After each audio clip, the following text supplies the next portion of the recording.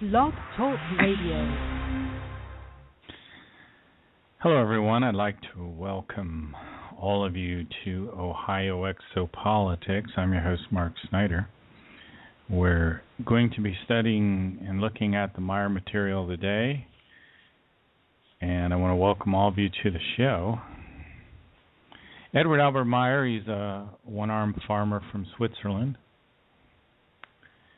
He lives in a tiny mountain village called Hinterschmidruti, which is about an hour east of Zurich, Switzerland.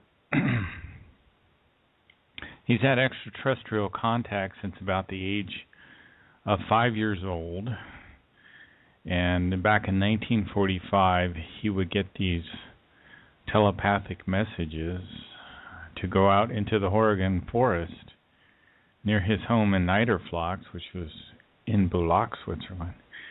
And out of the sky would come a silvery pear-shaped craft, which would land in a field nearby, and out would step Svath, an elderly man of about 1,000 years old. Svath was from a race of extraterrestrial humans that allowed themselves to be called the Pleiadians, but they're not from our Pleiades. They're from some 80 light years beyond our Pleiades, in a different space and time configuration, in a star system they call the Pleiades star system. They live on a world called Era. And Era is a very beautiful place with a ecosphere very similar to the Earth. They have plants and animals and humans living on their world. They have a very much thicker atmosphere than we do. They haven't destroyed their ozone with atomic testing. They don't use atomic power. They don't pollute their air or their water. They don't dam up rivers and create large lakes. They don't mine their planet. They don't extract petroleum from their world. They don't do fracking. They keep their human population low, so all of the other populations on the planet can stay high, like the animals. They don't destroy the habitat of the animals. They live without large cities.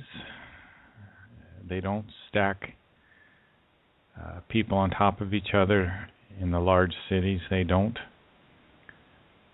build roads. They don't travel on the surface of their planet. They have craft to fly from place to place. They only work about 2 hours a day. The rest of the time they spend in a kind of pursuit of knowledge as well as spiritual growth. The life expectancy on their world is very high. Humans live to be 1,000 years old, which is really about the correct amount of lifespan for a human being.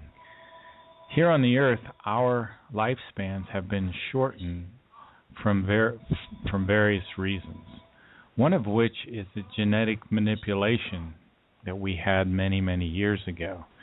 But that's another story for another time. Maybe we can get into that a little bit this afternoon. Svath walked over to young Billy, who was waiting in the forest there, and he led young Edward Albert Meyer into the ship. And the ship rose up some 70,000 meters above the ground, and young Billy had a global view, if you will, of the beautiful blue world, the same view many of our astronauts talk about. And they talk about how inspiring that is to see that. And you start to understand that our world is very special. And I think that's one of the reasons Svath took him up there. Billy looked around in this ship and he could see consoles on which people were being displayed. And originally he thought they were windows or portals or something to that effect. Now, Svath put a device on Billy's head that unlocked the wisdom of his predecessor personalities. You see, Edward Albert Meyer has been Enoch, Elijah, Isaiah, Jeremiah, Emmanuel, and Muhammad. So his spirit has incarnated on the earth for the past 13,000 years. And he's done missions similar to the one he's currently involved in. In other words, in this lifetime, he's teaching an ancient universal teaching called the teaching of the Spirit, which focuses on at least 5 different areas: the universal consciousness, the human spirit, reincarnation, learning to control our thoughts, and taking personal responsibility. Sloth told Billy that his mission here on the earth was very important, but that it would take about 800 years for it to come to fruition. He was told that he would have a difficult lifestyle, a difficult life, that there would be many attempts on his life, that people would ridicule him, that his own wife would ridicule him and call him a hoaxer, and that a time of confusion and maliciousness was spreading over the earth. There would be a slowly coming global collapse, and Sloth identified this as the third millennium. That's the term he used to describe the age that we're heading into. And he said during the third millennium that the rulers of the earth, the leaders of the earth here, would start to take away our rights of self-determination, and that the people would become indolent and obtuse and indifferent, and also slowly become more and more angry at the circumstances around them. And this will lead to conflict and warfare, and our increasing population will lead to the destruction of the natural world and to certain diseases that will continue to occur, and there will be various outbreaks of this. And I want to play a little clip where David Suzuki talks about overpopulation. You know, there are a lot of things that we can fix in this world. We can do something about. We can design the cities that we live in, the kinds of houses we live in, the market, the economy, currency, how many trees we're going to cut, how many fish we're going to catch. Those things human beings can manage and control because we create them and do them. But some things are facts of life we have to live with. The speed of light, gravity, entropy, the first and second laws of thermodynamics. Those are things that we have to accept and work ourselves around. And there is another one that is absolutely crucial. It's a mathematical reality called exponential growth. If something is growing at 1% a year, it'll double in 70 years. 2% a year, it'll double in 35 years. 3% a year in 24 years. 4%, 17 and a half years. Anything growing exponentially will double in a predictable length of time. Now I'm going to show you why all of this stuff about we got to keep growing, keep the economy growing, we've got to keep everything growing, is ultimately suicidal. I'm going to give you a system analogous to the planet, and that's a test tube full of food for bacteria. So the test tube and food is the planet, and the bacteria are us. Now I'm going to introduce one bacterial cell in, and it's going to divide every minute. That's exponential growth. So at time 0 at the beginning, there's one cell. 1 minute, there are 2. 2 minutes, there are 4. 3 minutes, there are 8. 4 minutes, 16. That's exponential growth. And at 60 minutes, the test tube is completely packed with bacteria, and there's no food left. So we have a 60-minute growth cycle. When is the test tube only half full? Well, of course, the answer is at 59 minutes. Even though it's been chugging along for 59 minutes, it's only half full, but 1 minute later, it'll be completely filled. So that means at 58 minutes, it's 25% full. 57 minutes, it's 12.5% full. At 55 minutes of a 60-minute cycle, it's 3% full. at 55 minutes, one of the bacteria says, hey guys, I've been thinking, we got a problem. We got a population problem. The other bacteria would say, Jack, what the hell have you been smoking, man? 97% of the test tube's empty, and we've been around for 55 minutes. And they'd be 5 minutes away from filling it. So, say bacteria are no smarter than humans. At 59 minutes, they go, oh my God, Jack was right. We got 1 minute left. What are we going to do? Well, don't give any money to those economists that are saying we got to keep growing all the time. Give it to those scientists. So they massively inject money into the scientific community. And guess what? In less than a minute, those bacterial scientists invent 3 new test tubes full of food. That'd be like us finding 3 more planets that we could use. What happens? At 60 minutes, the first test tube's full. 61 minutes, the second's full. 62 minutes, all 4 are full. By quadrupling the amount of food and space, we buy 2 extra minutes. Our home is the biosphere. It's fixed and finite. It can't grow. And we've got to learn to live within that finite world. Every scientist I've talked to agrees with me. We've already passed the 59th minute.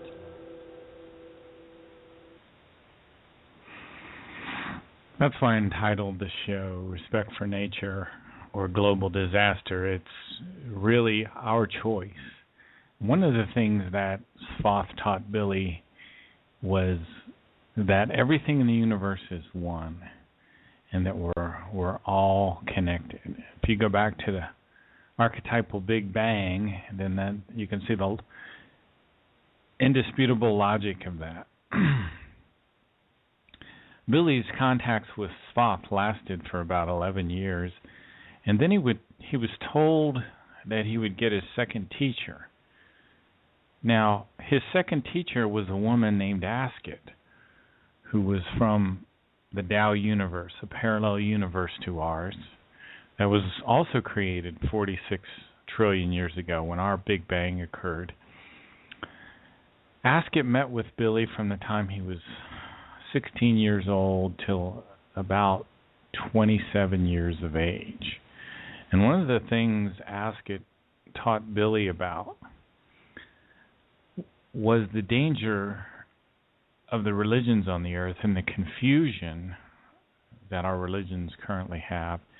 And she talked about a group of people that lived far below the Giza Plateau in these old 72,000-year-old cubicle constructions that used a kind of telenotic impulse to manipulate the people of Earth and appeared to the people of the Earth at different times as gods and angels in order to kind of manipulate them and literally to try to create a control structure for the whole Earth so that this splinter group of the Pleiaren could literally control our Earth using this kind of religious mind control. So Billy had decided to study the religions of the world, and he traveled through India and studied at the Ashoka Ashram. Also in the Middle East, he lost his left arm in a bus accident. And then he also met his wife, a Greek woman named Calliope, and he moved back to Switzerland. And he had 11 years of a normal life. He had children, worked a regular job, that sort of thing, had 3 children. And then about 1975, his contacts picked up again. And he would get visits from a Pleiaren woman named Semyase, who was the granddaughter of Swath. And she would land her beam ship there in Hinterschmidruti and come over to Billy, and she would talk to him about something she called the creation. And the creation is the universal consciousness. It's the superintelligence which created our universe. It has a physical component, which is the structure of our universe. Plus it has a spiritual component, which is actually the intelligence behind the creation of our universe. Now, the universal consciousness or the creation is not It does not correspond to the religious notion of God that we have here on the earth. It's not a personality. It has no personality. In the German, it's referred to as a Wesenheiten. And a Wesenheiten is more like air, more like the water, rather than a personality that takes on anthropomorphic qualities. In other words, the universal consciousness doesn't become angry or jealous. It's not vengeful. It doesn't get involved in human wars. It's a neutral, positive entity. The universe that we live in is the material manifestation of the wisdom of the universal consciousness. And Semyase would describe the creation this way.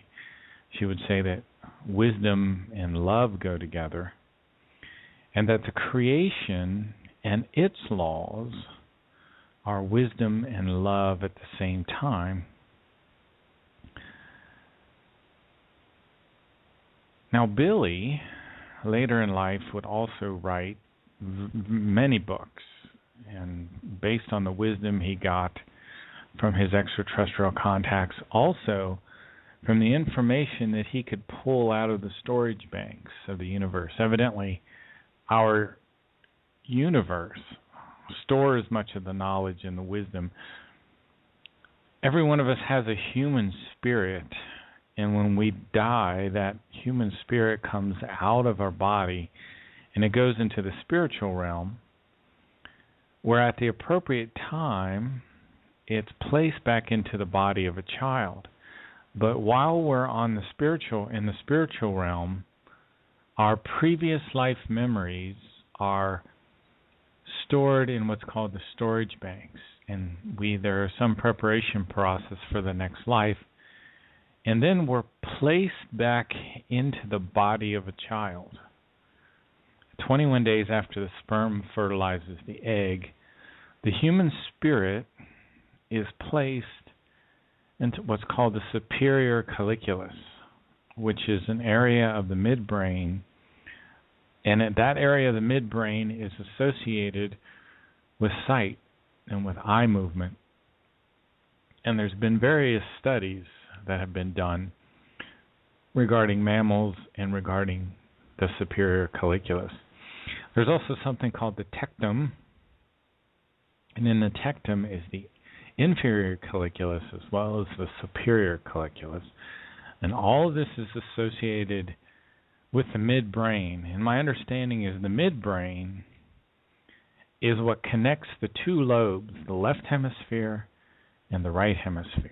And it's the midbrain where our higher perception occurs, like things like remote viewing, extrasensory perception, telepathy, telekinesis, come from the area of the midbrain. And maybe we can talk about that a little bit more a little bit later. But one of the important concepts associated with the creation, even though it's a neutral entity, it radiates love. And it radiates love kind of like the sun radiates light. It doesn't really personally love us. Remember, it has no personality. So it doesn't personally love us, but it radiates love. And Billy has written that the incredible splendor of nature is the visible expression of the love of creation. And that creation radiates love. So that at every point in time, at every place, we can sense the radiating love of creation. And in the German, there's a spiritual process. It's called Empfinden, which is our spiritual ability to be able to detect this radiating love. And it's tied in to being a good observer. Because if we observe creation, one of the incredible things that we can see are the repeating patterns of creation. For example, if you look at lightning, which forms during a storm, it has a branching pattern very similar to the branching structure of trees. So we see these very interesting repeating patterns. My understanding is that the angle of each one of these branching patterns is the same as what's called the golden mean that mathematicians talk about. There's also a branching structure in our circulatory system. So at the microcosm and the macrocosm, we see these same repeating patterns. And love is the highest principle in creation. And from that principle, everything else follows the logic of that principle. Now, there's a researcher named Greg Braden that's starting to do some studies on what he calls the divine matrix, or what I would call the universal consciousness. So I thought it might be interesting to listen to a little bit of this Greg Braden interview.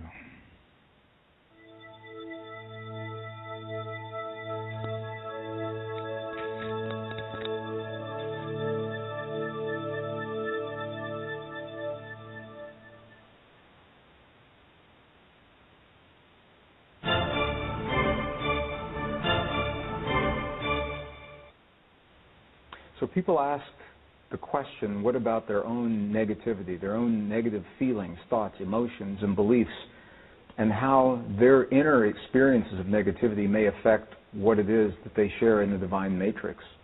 And what the ancient traditions say about this experience is nothing new. It's the same experience in humanness now that we had 2,500 years ago. And what the ancient traditions in the text say is that our experience is only an experience, not positive, not negative, until we judge our personal experience, until we give it an importance based on our perceptions and our beliefs. And until we do that, it is simply an experience. So the question is, why are we judging ourselves, and how do we judge ourselves? And the healing comes from allowing us to feel whatever it is that the world gives to us to feel, and to acknowledge that feeling and say, yes, this is a feeling. Sometimes it's a good feeling, sometimes it's a bad feeling, but to allow the feeling to unfold without judging what the feeling means or being afraid of how it may affect something else in the world. The feelings that we call negative are simply indicators, indications that something has crossed our path that now is inviting us to examine this experience. Why do I feel this way? What is it saying to me? And they become a problem only when we ignore them, when they go unresolved, unreconciled feeling is the term that we use. When the feelings are unresolved and we bury or mask our hurt or our frustration or our anger or our jealousy or our rage, and we do that month after month, year after year, and that feeling is buried inside of us looking for an expression, that's where we begin to have the problems. But the feeling itself, when we have a feeling, I have negative feelings, and I don't judge them. I say, I'm having a feeling about this person or about this situation. And then I have to check with myself and say, why am I having this feeling? What does it mean to me? What is it telling me about my personal beliefs and my personal experience? And in that way, the negative feelings become our best friends because they actually serve us rather than hurt us. And it's all based in our beliefs and the judgment that we attach to that experience.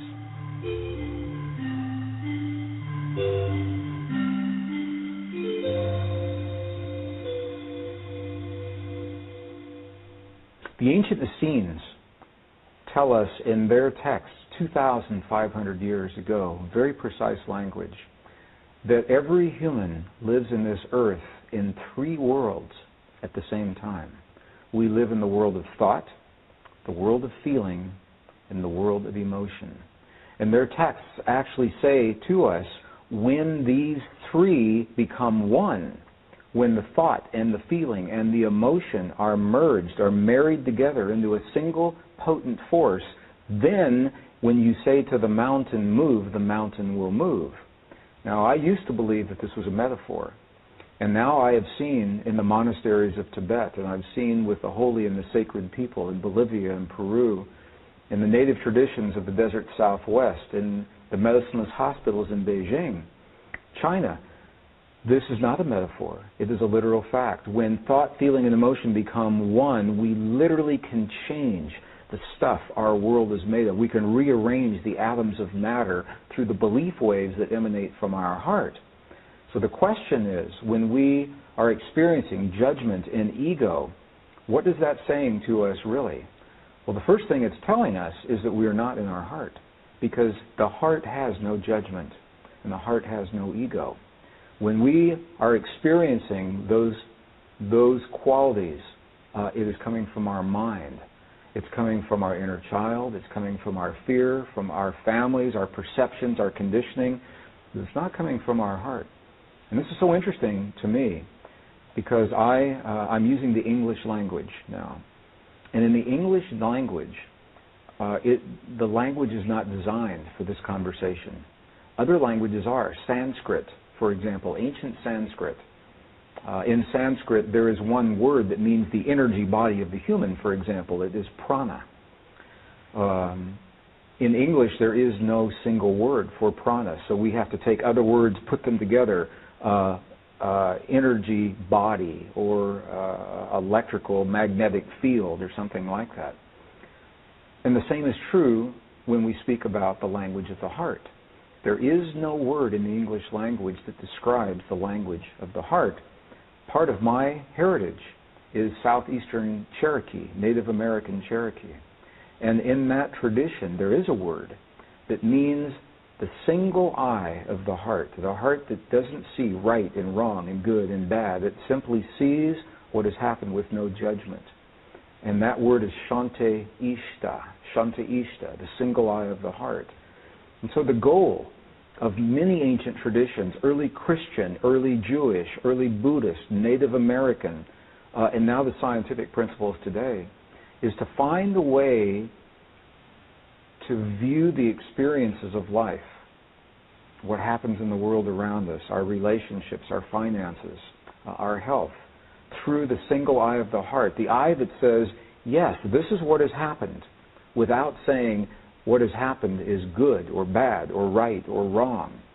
And when we find ourselves having those experiences, we are in our mind. And it is the marriage of the mind and the heart that give us the power to create. And the way they say to transcend, to get through the judgment that we find ourselves in, it sounds strange at first. But what they invite us to do is this. When something hurts us in life, when something crosses our path that causes us pain, our first reaction is to move away from it, to say, I don't want that. And that is when the judgment comes in. If we can embrace the experiences when someone or an experience hurts us in life, not that we like the experience or we want to have it again, but the ancients say that we should bless the experience. And this sounds very strange, to bless the things that hurt you. But here's what happens. When we begin to bless the things that cause us the pain, the blessing is simply the acknowledgement. When you say, I bless the person who has just been dishonest with me. I bless the person who has violated my trust, betrayed my confidence. And you say that again and again, and you say it out loud. What begins to happen is the verbal expression brings the physical energy up from the heart into the body. And soon your body becomes warm and you have tears in your eyes and you say, I bless this person, I bless this person. And it is the blessing that relieves the charge of the judgment for just a moment. And that's all we need. Because for just a moment, when the charge is relieved, we can replace the hurt with something else. And the ancients say that that something else is what we call beauty. Beauty is a powerful force in our world. And it already exists everywhere. The ancient Essenes and the Native Americans alike. They say that beauty is already everywhere in everything. Our job is to find that beauty, to seek it out. Now, Mother Teresa was a master at this. She would walk down the streets of Calcutta, India, and she would see dead bodies on the street and decay in the gutters. And in the dung in the gutter of the streets in Calcutta, she would find a flower growing, and in that flower she would find beauty in the streets. And that experience allowed her the strength to find even more beauty in life.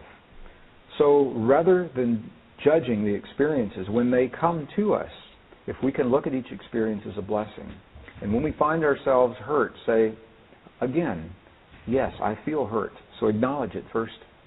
Secondly, what is this hurt saying to me? What voice am I hearing? What does it tell me about my life? And bless the hurt now that is giving us. I think Greg Braden, wherever he says heart, I would separate or substitute the word human spirit. I think he's on to some interesting ideas. He talks about the divine matrix, which I think is the universal consciousness. There is a physical structure to our universe, and the Maya material talks about 7 layers. If you could look at our universe, it would exist of 7 layers. If you could cut it open like you'd chop down a tree, you'd see these 7 concentric circles or 7 layers. Our universe is kind of egg-shaped, and all of these 7 layers of material, they counter-rotate against one another. According to Maya material, 46 trillion years ago, our universe was created in an archetypal Big Bang. And a second parallel universe was also created called the Tao universe. Our universe has 7 layers. The 4th layer is the material belt that contains all of the stars and the planets and the solar systems and the galaxies. You know, the planets rotate around the stars, the solar systems rotate around the galaxy rotates around black holes. We see all these repeating patterns. There are between 100 and 200 billion galaxies in our universe, some of our scientists tell us. Many of these galaxies are much larger than ours. Our Milky Way galaxy is 100,000 light years across. So if you were in a spacecraft that was flying at the speed of light, it would take 100,000 years for you to fly across our galaxy. The Maya material says not only in our galaxy, but across the universe, there are these different time-space configurations or different time planes. Now, the Plejaren are human beings. They exist in a different time plane than we do, a different dimension, if you will. And about 50,000 years ago or so, my understanding is they finally solved the problems of warfare and poverty and disease on their planet. And they live in the 5th stage of human evolution, which is what we would call creational wisdom. Now, we here on the earth are still in stage 2, which is rational life.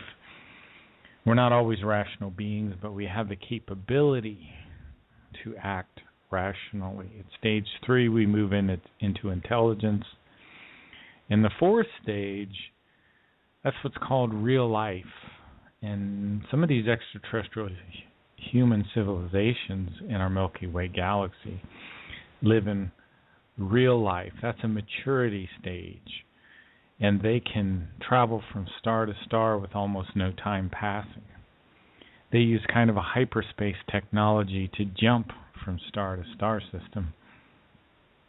They're also genetic engineers, and they can create organic intelligence. Right now, we create mechanical intelligence through the CPUs of our computer systems as a kind of intelligence, maybe not true intelligence. But the Plejaren, in their beam ships, their central computer is organic. And not only that, it's sentient. So in the case of Semyafe, she has telepathic communication with her ship, which essentially is a living being with a metallic hull. So there are 7 stages of this evolution. The 5th stage, which is creational wisdom, some of these people living in this stage become what they call the Ishwish, or the king of wisdom. And they have their superior colliculus in the human spirit has developed to the degree where they can do telepathy, telekinesis, levitation, and those what we think of as are supernatural things, but I think are normal things at a certain level of evolution. Now, I talked earlier a little bit about the radiating love of creation.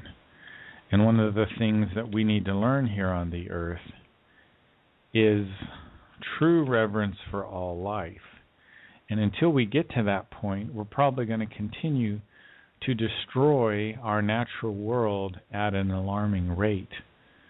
Now, one of the most important areas are our forests, and the forests moderate weather.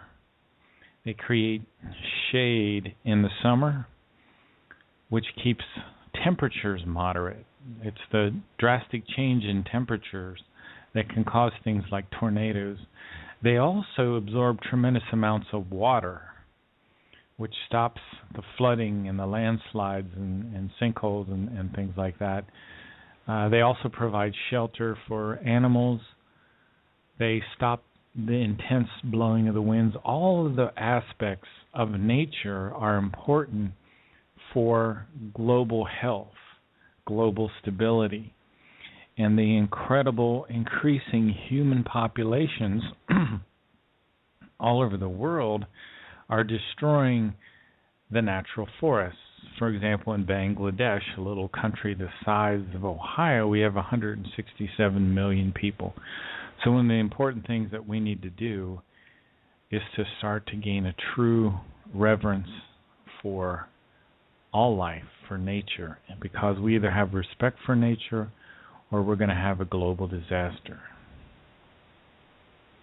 So here, let's listen to a little bit of information about the rainforest.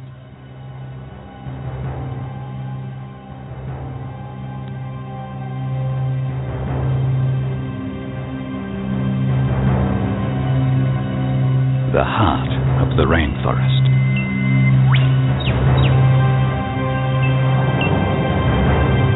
Here we can discover the secrets of a world 100 million years old.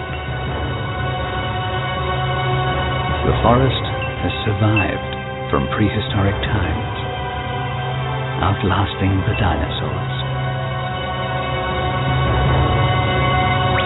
Huge trees stand like monuments amidst the symphony of life.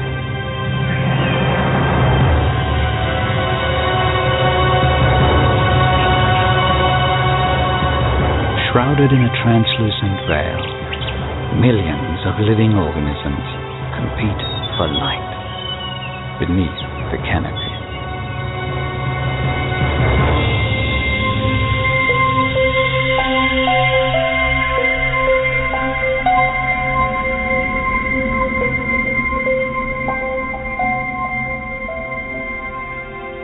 Layer upon layer, life here exists in harmony. Trees in the rainforest have been known to live as long as 350 years and grow to nearly 200 feet tall.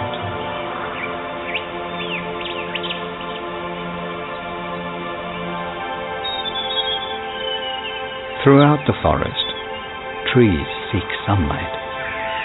Its energy allows them to process the nutrients they need to survive.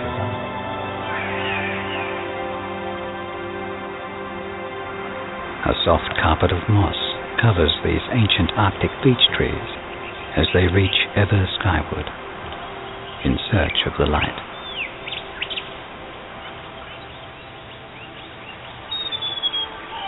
Water, the great sustainer of life in the rainforest. These rivers and streams are the veins and arteries of the rainforest ecosystem.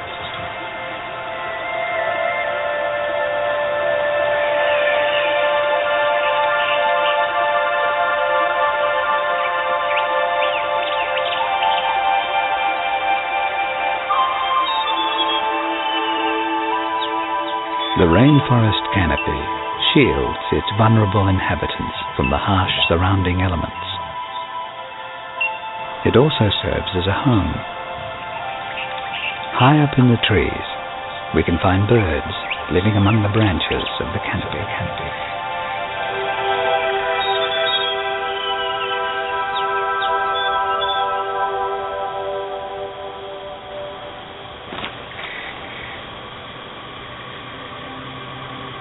In some areas of the rainforest, the moisture in the air forms a fine blanket of mist. The mist filters the sunlight into a soft haze.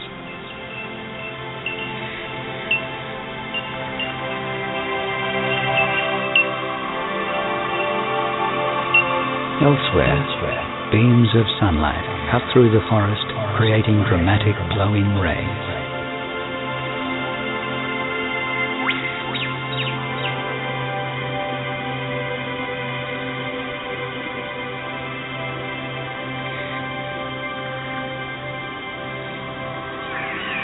Looking high into the canopy, countless trees can be seen competing for their place in the forest. Further below, however, other forms of life are involved in their own struggles.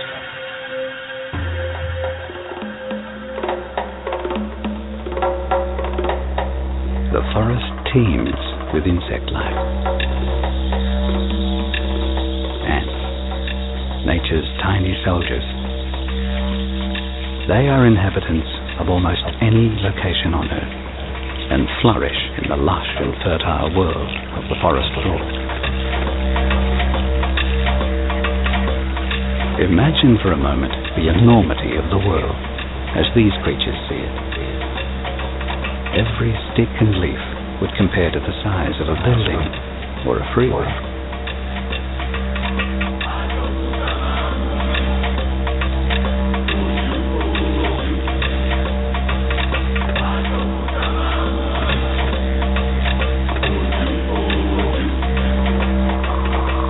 Their day is busy with exploration and foraging for food.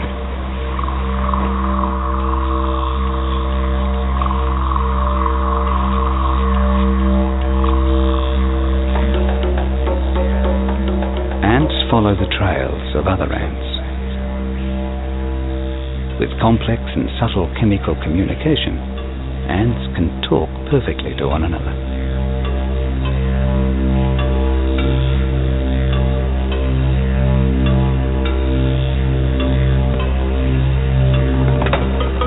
Many creatures travel the same pathways. For this caterpillar, it's a lonely, solo journey.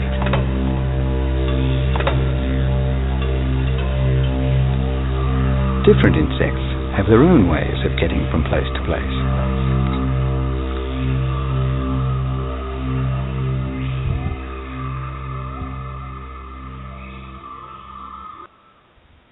Every tiny plant, every tiny animal in creation fulfills its purpose in creation.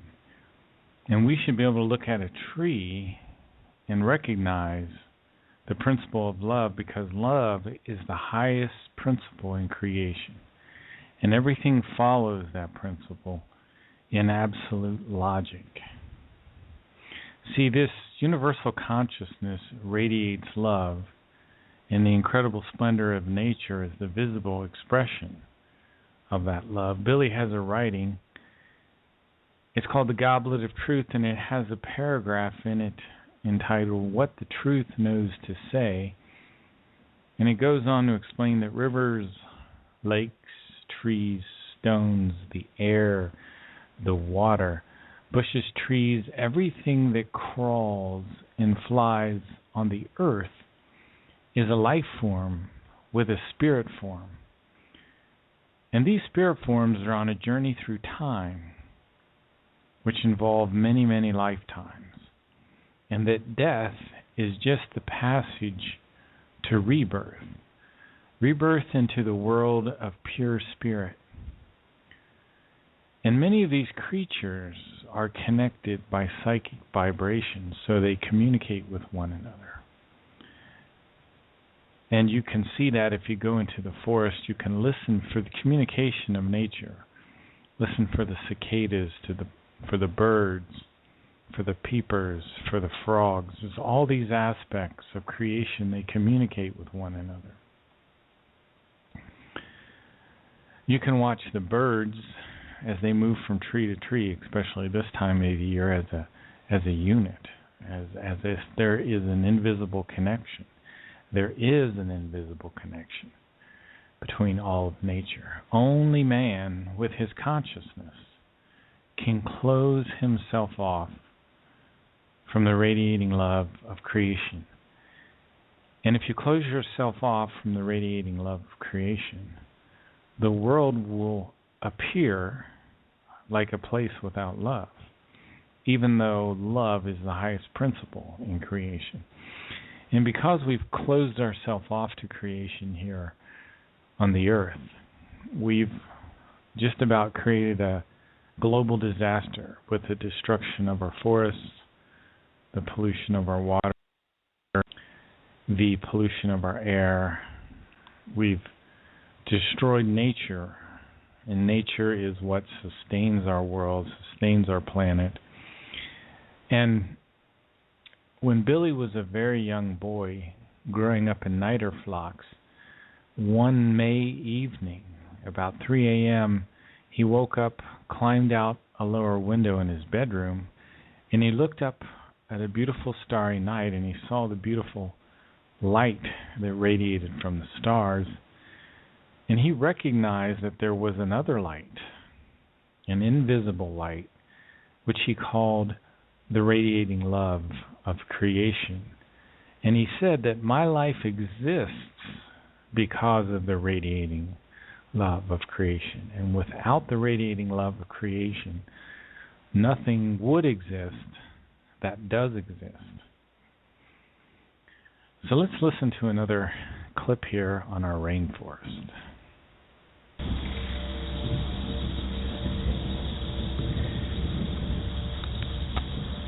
As the cool air blows in off the ocean, humidity builds over the forest. The air is heavy with condensation, culminating in the spectacular and frequent downpours that give these magnificent regions their name, rainforests.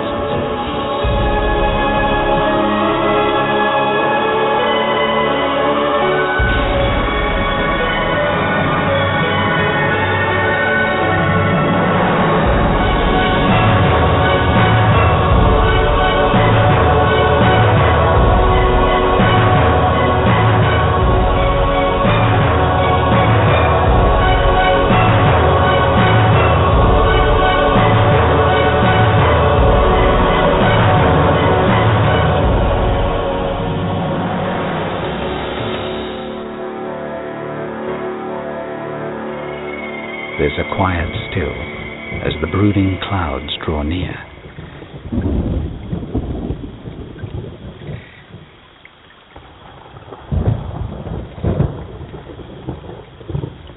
The first droplets of rain fall, a teasing prelude to the approaching downpour.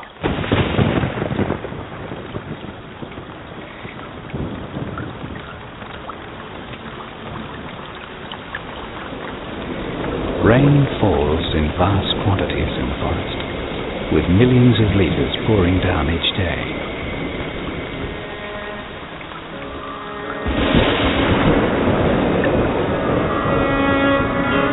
It falls in greater quantities than in any other environment on Earth.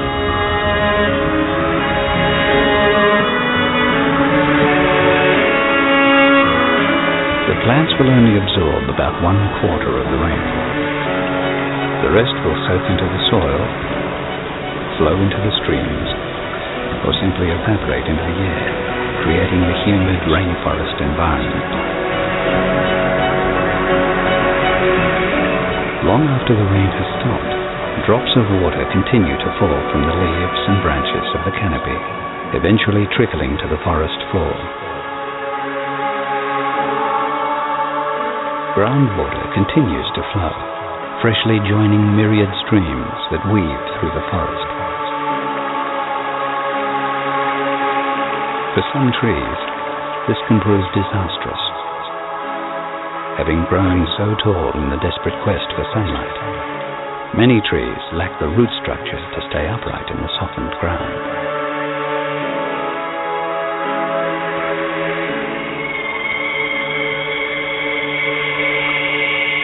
It can be a dangerous world, where each day is a battle for survival. But with each drop of rain, the canopy is open to new light.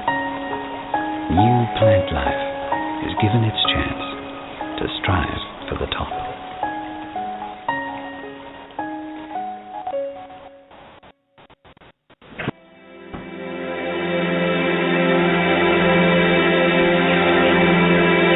Early in the new day, we find the rufous fantail. This mystical and rarely seen bird uses a spider's cobweb to stitch her nest together. She has scouted the forest for small twigs and fine grasses that will enable her nest to withstand the harshest of weather conditions.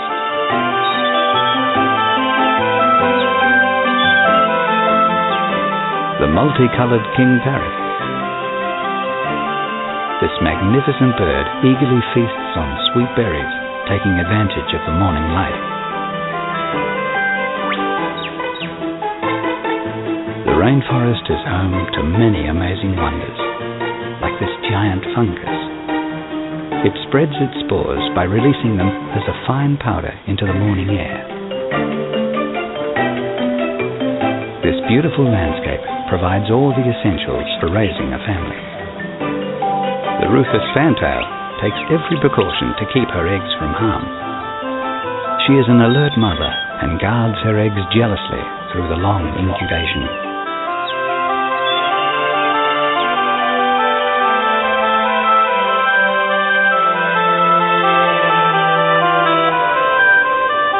Lush moss. Semyase, when she met with Billy back in 1975, she talked about the human spirit. She said, the human bears a spirit that does not sleep nor die. It records all thoughts and motions. It is human, whether it is correct. She has paid attention. It is creation of consciousness itself, or to help itself to evolve to a higher level. It is called the form. The superior colliculus refers to this bump on the lateral part of the midbrain. The midbrain, or mesencephalon, as it's called, is a portion of the central nervous system that's associated with vision, hearing, motor control, sleep/waking, arousal, meaning alertness, and also your temperature regulation. And the technical term for the midbrain is called the tectum, and it consists of the inferior colliculi as well as the superior colliculus. Now, in some non-mammal species, including fish and birds, the tectum is one of the largest components of the brain. In mammals, especially primates, the massive cerebral cortex reduces the tectum in the superior colliculus, which is a much smaller fraction of the brain. Now, this is interesting. The superior colliculus is also beside the pineal gland. Even there, it remains very important in terms of function. Its function of the superior colliculus is integrating. It's the integrating center for eye movements. Now, from the 70s to the 90s, we did neural recordings from animals, mostly monkeys, focused primarily on the role of the superior colliculus in controlling eye movements. And in the late 1990s, experiments using animals with their head free were free to move showed clearly that the superior colliculus actually produces gaze shifts, usually combined of head and eye movements rather than eye movements alone. This discovery reawakened interest in the breadth of functions of the superior colliculus and led to studies of multisensory integration in a variety of species and situations. Nevertheless, the role of the superior colliculus in controlling eye movements is understood. So we understand that the superior colliculus is about eye movements, and it's the place where our human spirit resides. Remember, your human spirit has reincarnated many, many times and in many, many lifetimes. And when your human spirit is placed into the body of a child, 21 days after the sperm fertilizes the egg, you'll get a new material consciousness, and the wisdom of your predecessor personalities is placed in your subconscious. And as that child grows up again, it will receive inspiration from its predecessor personalities, which are located in the subconscious, and it will have impulses that come down from the storage banks. Remember, a human being is a wizen. Your dogs, your cats, all higher animals are wizen. We have personalities. And the human has a kind of evolution based on consciousness. So our consciousness is evolving from lifetime to lifetime. And that human spirit, which is located in your superior colliculus, is no larger than a needle point, but its enormous energy spreads out evenly, like a filigree web over all parts of the human body, inside and out. And it doesn't lose a single iota of its power. Now, spiritual reincarnation, my understanding, lasts something like 420 billion years. But in the fifth stage of evolution, creational wisdom is when we start to lose the need for a physical body. And literally at that stage, which I think occurs about 60 million years from our first incarnation, the physical body will slowly start to dematerialize or fade. And in the sixth stage, will be half physical and half spiritual. Now, I wanted to talk a little bit about the incredible might of our thoughts. Billy's book, The Might of Thoughts, is dedicated to a humankind that is ill in its consciousness.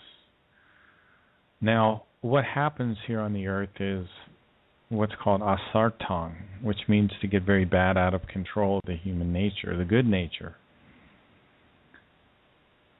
Negative thinking leads to asartang just as much as positive thinking does. So we need to have a neutral, positive thinking in our thought. Remember Greg Baden when he was talking about placing judgment on your thoughts? And then that's when they become either positive or negative. Rather, we should remain in completely neutral status about things that happen in our life. Don't judge them as good or bad, just observe them. The might of the thinking in every human being is very important, and we have to learn to stop doing things that we do not want to do. We do things without even knowing why. Now, you have to look at our thoughts much like we would look at a garden. And we need to focus on the neutral, positive, important thoughts. These thoughts are like good plants in a garden, and we need to make those thoughts grow.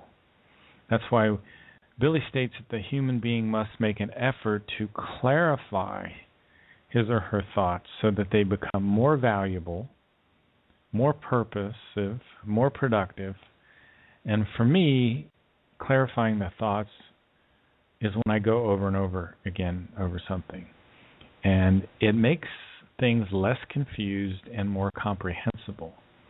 And we should practice clarifying our thoughts, because our consciousness is much like a garden. And if we don't correctly maintain it, there will be wildly growing negative thoughts which can have a confusing and destructive effect.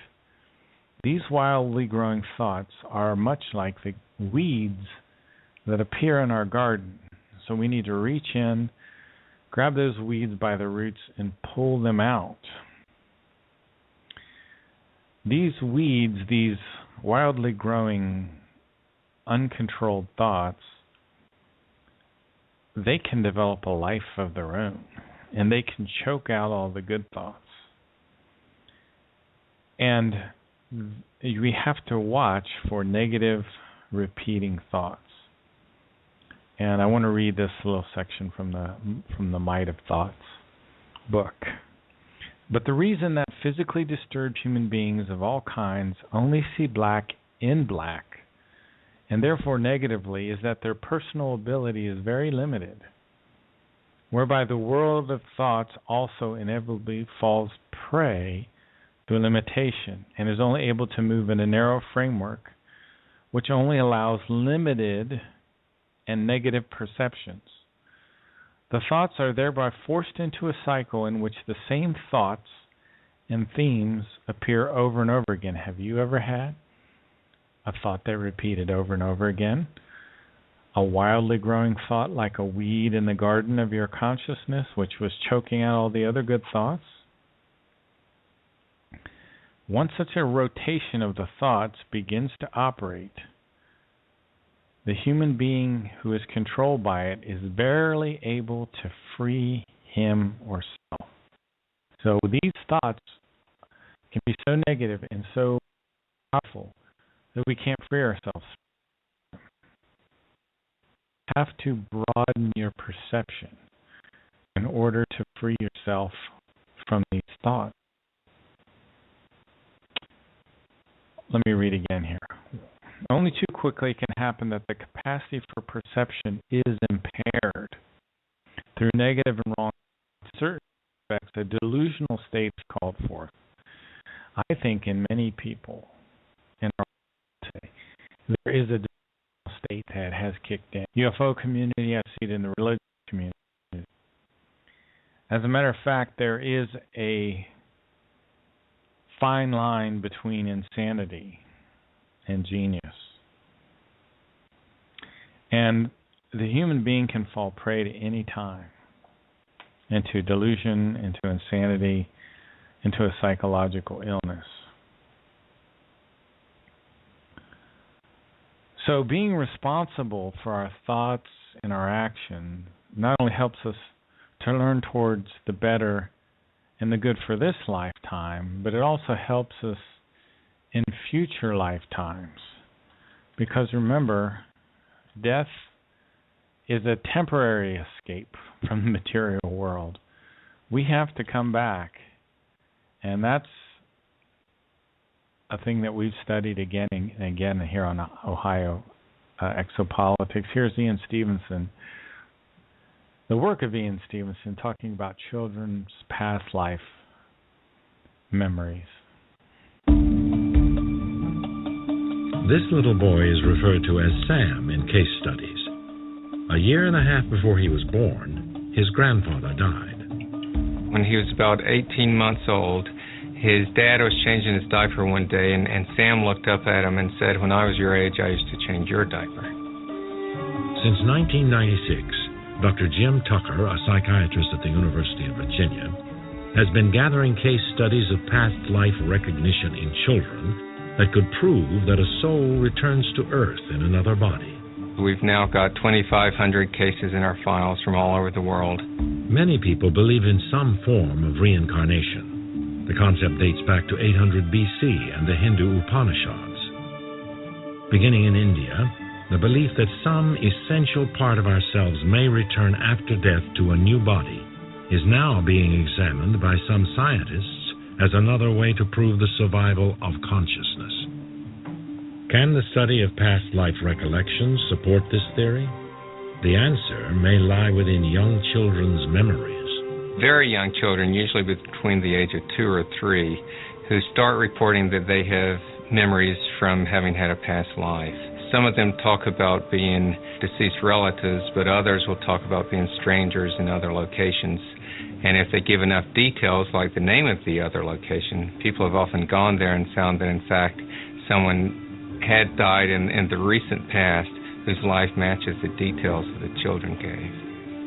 The late psychiatrist Dr. Ian Stevenson advanced the field of reincarnation research in the 1960s, interviewing over 3,000 people who claimed to have past life memories. 2/3 of them said that in a previous life they died from unusual causes. He focused on 25 cases in India and realized that young children talking about past lives was much more common than anyone had known. Dr. Stevenson created categories to screen for cases worthy of further study. His colleague, Jim Tucker, still uses this method. The criteria we use to decide whether to register a case would include 2 of the following characteristics: a prediction of rebirth, an announcing dream, a birthmark or birth defect that seems related to the previous life, statements of memories about the previous life, behaviors that seem related, and then also recognitions of people or places from that life. Sam's story is an example of how a small child may express what some believe are memories of a previous life. When Sam was 4.5, his grandmother died, and his father went out to take care of her belongings. When he came back, he brought a group of family photos, which before that, Sam's family had not had any of his father's family photos in the house. One night, Sam's mom had them spread out on the coffee table looking at them. When Sam came over and started pointing to pictures of his grandfather, "Mommy, where did these come from?" Those are pictures Daddy brought back from Grandma's funeral. That's my car. You see that picture? turned out that that was the grandfather's first new car and one that he was very attached to. His parents had had no belief in reincarnation. In fact, his mother was the daughter of a Southern Baptist minister. Sammy, come talk to Mommy for a minute. It's just a coincidence. Sam's mother became intrigued by her son's statements. She started testing him with questions about his grandfather. She showed him a class photo of when his grandfather was in grammar school. Sammy, do you recognize anyone in this photo? There I am. No, Sammy, that's your grandpa when he was a boy. No, that's me. When I looked at the picture, even after having looked at the other pictures of his grandfather, I really would not have been able to say with any certainty which boy I thought was the grandfather. And of course, Sam was 4 at the time that he did this. Some children not only remember their past life, but the afterlife as well. About 20% of the children will describe events between the time when the previous person died and when the child was born. Some of them describe basically sort of hanging out either where the previous person lived or where the previous person died. So they may describe their funeral. Then there are other children who talk about going to other realms like heaven, things like that. Some of them will talk about seeing other beings there or talking with God. I died and shot up to heaven.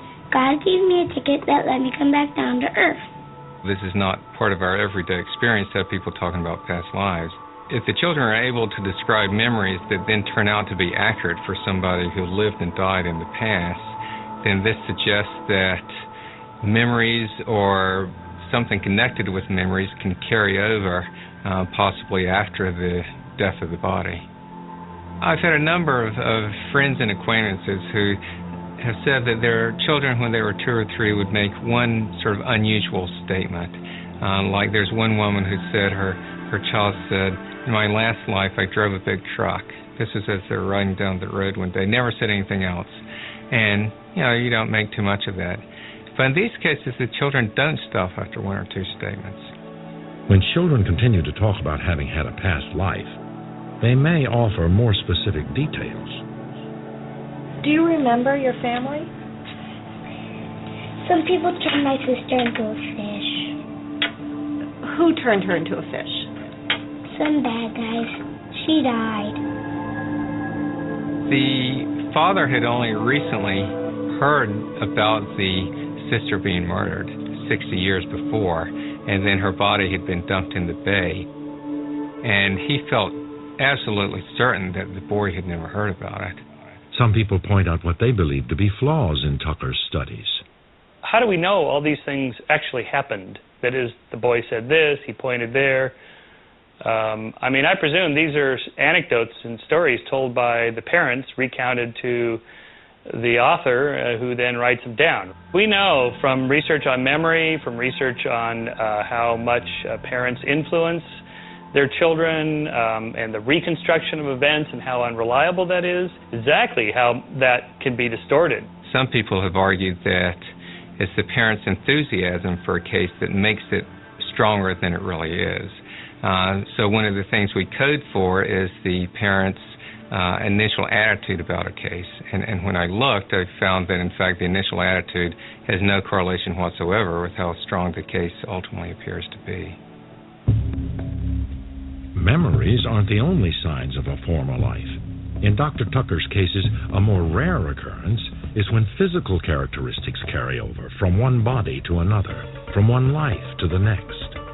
In a number of our cases, the child is born with a birthmark or a birth defect that matches a wound, usually a fatal wound, on the body of the previous person. This is something that's fairly common. Most of these are not the usual blemishes that a lot of people have, but they can be quite specific or unusual markings. There's a little boy in Thailand named Chloe. When his grandmother was dying, she expressed a wish to come back as a man. And then when she died, her daughter-in-law took some white paste and ran her finger down the back of the neck of the body. Then Chloe was born a few years later and had this white mark on the back of his neck that looked just like someone running a finger down the back of his neck. Then when he got old enough to talk, he talked about having been his grandmother, said how her rice field belonged to him, and made statements like that. A common practice in several Asian countries involves marking the dying relative with soot or paste. When the soul is reincarnated, the family can recognize its rebirth by this mark. Certainly, I think the birthmarks and birth defects argue that there is something that has carried that trauma with it to another life and then affected the fetus. Of Tucker's 2,500 cases, more than 2,000 of them involved violent or unusual deaths. Anyway, that clip is a very, very good clip, very important clip. It talks about the work of Dr. Ian Stevenson and Dr. Jim Tucker in their work in reincarnation. I suggest all of you Google Ohio Exopolitics. You'll find exopoliticsohio.us and updated website there. You can go and you can get archives from the Revolution Radio Show as well as this show. I post the blog talk shows that are about the Meyer material. I'm posting them up on the archives pages there. So Google Ohio Exopolitics, and the website is exopoliticsohio.us. Be back at 8 p.m. Eastern on Revolution Radio in Studio B. That's freedomslips.com. The first hour I will discuss the minor material, probably pick back up in this information to a certain degree, and then we'll be talking to Sophia Smallstorm in hour 2 about how the global elite use television to control our thoughts and mold them into the way to. Talk to you later. I hope you've enjoyed the show. Have a good afternoon.